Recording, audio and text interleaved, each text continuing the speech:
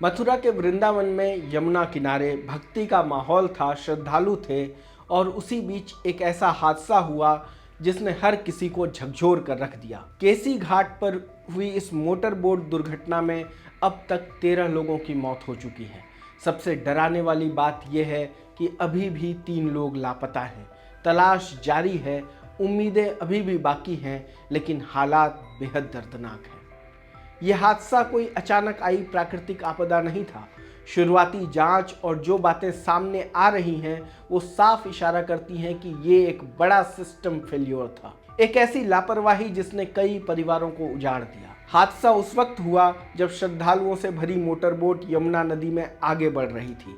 बताया जा रहा है कि बोट में क्षमता से ज़्यादा लोग सवार थे। करीब 38 लोग नाव में सवार थे। अचानक संतुलन बिगड़ा और कुछ ही पलों में नाव पलट गई। लोग पानी में गिर गए, चीख पुकार मच गई। जो तैर सकते थे उन्होंने खुद को बचाने की कोशिश की, लेकिन कई लोग गहरे पानी में समा गए। शुक्रवार दोपहर से ही रेस्क्यू ऑपरेशन शुरू हो गया था। स्थानीय गोताखोरों के साथ साथ एसडीआरएफ, एनडीआरएफ, पीएसी और यहाँ तक कि सेना की टीम भी मौके पर पहुंची। दिन रात सर्च ऑपरेशन चल रहा है। गोताखोरों को नाव में ही खाना दिया गया। अधिकारी देर रात तक यमुना किनारे डटे रहे। शनिवार को पंजाब के रहने वाले 25 साल के मानिक टंडन का शव बरामद हुआ। जैसे ही शव बाहर आया, घाट पर खड़े परिजन टूट गए, चीखें गूंजने लगी। रविवार को 2 और शव मिले, एक युवक जिसकी पहचान ऋषभ शर्मा के रूप में हुई और एक महिला का शव। ये शव हादसे वाली जगह से कई किलोमीटर दूर मिले। यमुना का तेज बहाव लोगों को दूर तक बहाकर ले गया। अब तक कुल 13 शव बरामद हो चुके हैं। 22 लोगों को बचा लिया गया है, लेकिन 3 लोग अब भी लापता हैं। हर गुजरते घंटे के साथ उम्मीद कमज़ोर होती जा रही है। रेस्क्यू टीमें अब भी हार मानने को तैयार नहीं। इस पूरे मामले में पुलिस ने कार्रवाई शुरू कर दी है। ठेकेदार नारायण शर्मा और नाविक पप्पू उर्फ दाऊजी निषाद के खिलाफ गैर इरादतन हत्या का मामला दर्ज किया गया है। दोनों को गिरफ्तार कर लिया गया है। आरोप है कि ठेकेदार ने नियमों की अनदेखी की, बिना अनुमति पांटून पुल हटाने का काम शुरू कर दिया और सबसे बड़ी बात, उस दौरान नाव का संचालन बंद नहीं कराया गया। नाविक पर भी गंभीर आरोप है। कहा जा रहा है कि श्रद्धालुओं ने मना किया था, फिर भी नाव को आगे बढ़ाया गया। बोट में क्षमता से ज़्यादा लोगों को बिठाया गया, यानी हादसे की पूरी ज़मीन पहले से तैयार थी, बस एक चिंगारी की ज़रूरत थी। लेकिन कहानी यहाँ खत्म नहीं होती, क्योंकि अब सवाल उठ रहा है कि क्या सिर्फ ठेकेदार और नाविक ही जिम्मेदार हैं या फिर इससे बड़ा सिस्टम फेल हुआ है। रिवर फ्रंट प्रोजेक्ट का काम चल रहा था, लेकिन वहाँ न तो कोई चेतावनी बोर्ड लगी थी और ना ही कोई सुरक्षा संकेत, ना ही नदी में नाव के आवागमन पर कोई रोक थी।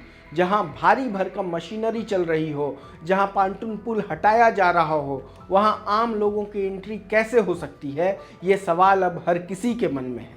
कई लोग ये भी कह रहे हैं कि हादसा नाविक की गलती नहीं थी। एक वीडियो सामने आया है जिसमें एक प्रत्यक्षदर्शी रोहित बहल कह रहे हैं कि बुलडोजर से पुल खींचा जा रहा था, उसी दौरान नाव उससे टकराई। नाविक ने बचाने की कोशिश की, लेकिन हादसा हो गया। अगर ये सच है तो जिम्मेदारी और भी बड़ी हो जाती है। इस बीच एक और दिल तोड़ने वाली खबर आई। एक युवती डिंकी अब भी लापता है। वो अपनी मां मीनू बंसल के साथ नाव में थी। मां का शव मिल चुका है, लेकिन बेटी का अभी तक कोई पता नहीं। परिवार हर गुजरते पल के साथ टूटता जा रहा है।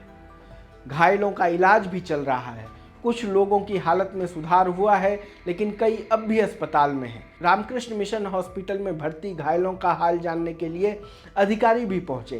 प्रशासन लगातार स्थिति पर नज़र बनाए हुए है, लेकिन सवाल ये है कि प्रशासन उस समय कहां था जब यमुना में गलत तरीके से नाव चलाई जा रहे थे, जब नाव में क्षमता से अधिक लोग बिठाए जा रहे थे। क्या प्रशासन अब महज खाना पूर्ति करके इन सवालों से बच सकता है? असली सवाल अभी भी वही है कि आखिर ये हादसा हुआ क्यों। अगर समय रहते सुरक्षा के इंतजाम होते, अगर नाव पर नियंत्रण होता, अगर क्षमता से ज़्यादा लोगों को बैठने से रोका जाता, तो शायद आज 13 लोग जिंदा होते। ये सिर्फ एक हादसा नहीं, एक लापरवाही है जिसकी कीमत 13 परिवारों ने चुकाई है। अब जांच चल रही है, पुलिस पूछताछ कर रही है, लेकिन लोगों का गुस्सा भी बढ़ रहा है, क्योंकि हर बार हादसे के बाद यही होता है। कुछ लोगों को गिरफ्तार कर लिया जाता है और सिस्टम फिर से वैसे ही चलता रहता है। वृंदावन जैसे धार्मिक स्थल पर हर दिन हजारों लोग आते हैं। ऐसे में सुरक्षा कोई विकल्प नहीं बल्कि जिम्मेदारी है। लेकिन इस घटना ने दिखा दिया कि जमीनी हकीकत क्या है। यमुना का पानी अब शांत दिख रहा है, लेकिन उस पानी में कई कहानियां दबी हैं। उन लोगों की कहानियां जो दर्शन करने आए थे और कभी वापस नहीं लौटे। अब सबकी नजरें इस बात पर हैं, क्या इस हादसे से कोई सबक लिया जाएगा या फिर ये भी एक खबर बनकर रह जाएगा, क्योंकि अगर सिस्टम नहीं बदला अगला हादसा सिर्फ थोड़े वक्त की बात है। लोकमत हिंदी के इस रिपोर्ट में इतना ही। देश दुनिया की तमाम खबरों को देखने के लिए जुड़े रहें लोकमत हिंदी के साथ। धन्यवाद।